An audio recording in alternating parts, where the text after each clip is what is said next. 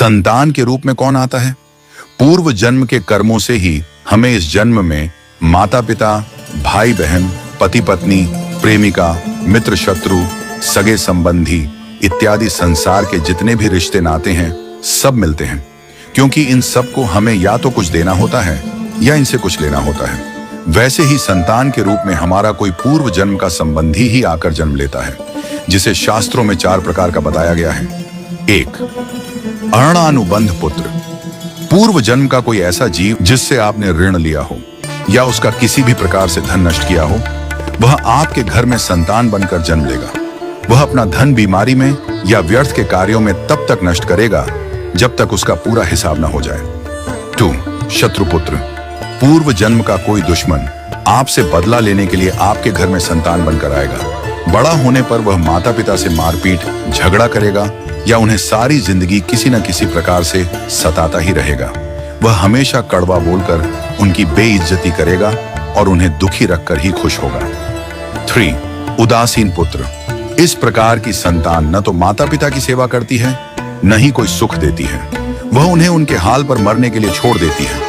विवाह होने पर यह माता पिता से अलग हो जाते हैं और उनकी चिंता नहीं करते। 4. सेवक पुत्र।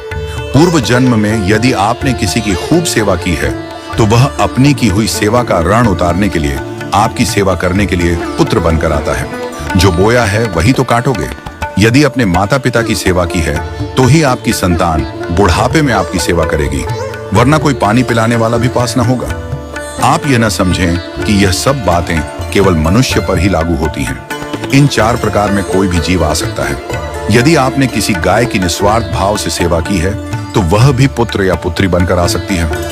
यदि आपने गाय को स्वार्थवश पालकर उसके दूध देना बंद करने के पश्चात उसे घर से निकाल दिया हो तो वह ऋणानुबंध पुत्र या पुत्री बनकर जन्म लेगी। यदि आपने किसी निर्दोष जीव को सताया है तो वह आपके जीवन में शत्रु बनकर आएगा। इसलिए जीवन में कभी किसी का बुरा न करें, क्योंकि प्रकृति का नियम है कि आप जो भी करोगे उसे वह आपको इस जन्म में या अगले जन्म में 100 गुना वापस करके देगी। यदि आपने किसी को 1 रुपया दिया है तो समझो आपके खाते में 100 रुपया जमा हो गए हैं। यदि आपने किसी का 1 रुपया छीना है तो समझो आपकी जमा राशि से 100 रुपये निकल गए। जरा सोचिए, आप कौन सा धन साथ लेकर आए थे और कितना साथ लेकर जाओगे? जो चले गए वे कितना सोना चांदी साथ ले गए?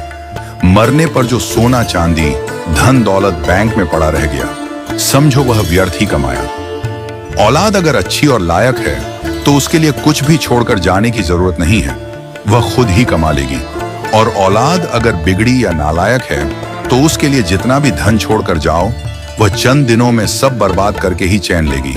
मैं, मेरा, तेरा और सारा धन यहीं का यहीं धरा रह जाएगा, कुछ भी साथ नहीं जाएगा। साथ यदि कुछ जाएगा भी तो सिर्फ अच्छे बुरे कर्म ही साथ जाएंगे। इसलिए जितना हो सके नेकी करो, सत्कर्म करो।